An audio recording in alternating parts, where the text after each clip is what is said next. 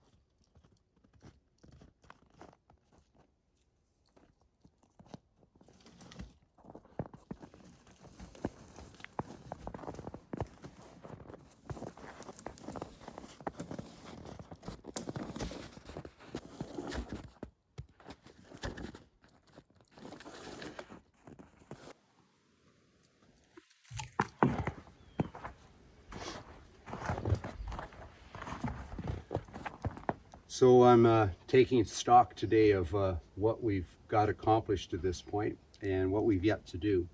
So walls are up, beams are all in. Now I'm working on the gable ends and the roof. So the diminishing logs you see here are the gable ends for this end. There'll be 3 purlins in the sides on each side. I've got the gable end logs cut on the back side of the cabin for the other wall. And here we've got our purlins. They're long enough that they're going to give me about 18 inches to 2 feet of overhang, which is wonderful because it, it really protects the logs from weather. So I'll step around here and show you the balance of my material, and then I'm going to start putting the roof up. So here's another purlin. You can see it's a bit smaller than what's going to be our main beam, or the very center of the cabin.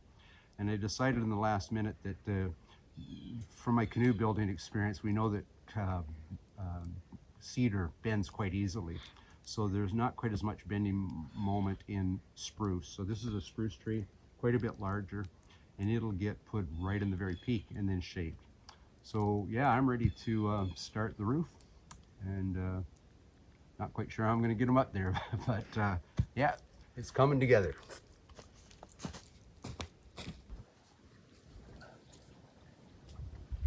So I've got 2 gable end logs up on both ends, and I've got 2 purlins up on the back side. About to put the second one up on this side, and I've got a system working. Seems to be working pretty good. Get it part way up, tie it off, and then I'll have to sort of manhandle it up on. Anyway, we'll get this bed going up.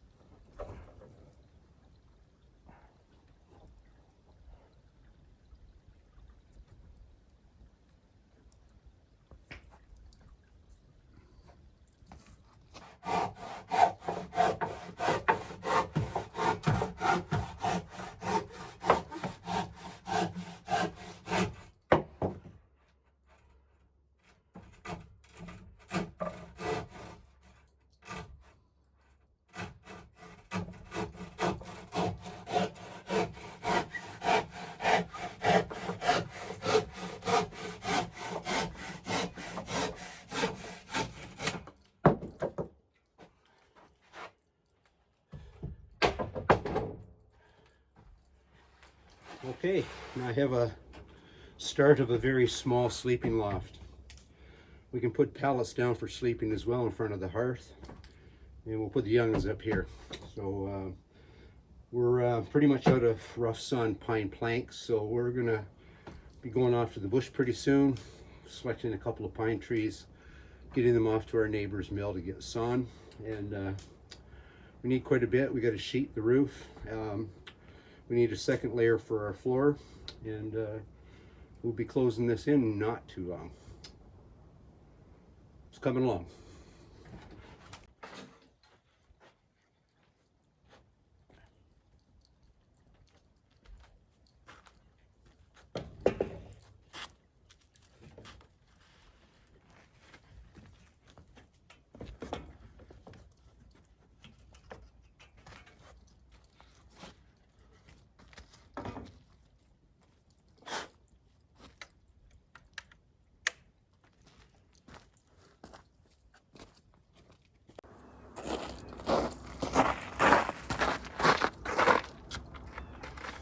So we've been preserving food all of our adult life, dehydrating, freezing, canning, lots of canning. And finally this year we got around to building a proper root cellar, and we should have done it decades ago. It's absolutely amazing. So it's the middle of January, and I'm going to be cooking up a stew for supper tonight. And I got cabbage in there like it's just fresh picked. The potatoes are still firm. The carrots are like you're just taking them out of the ground. So I'm gonna get some carrots and some parsnip and some turnip and some cabbage and some taters, and I'm gonna cook myself up a good stew for supper.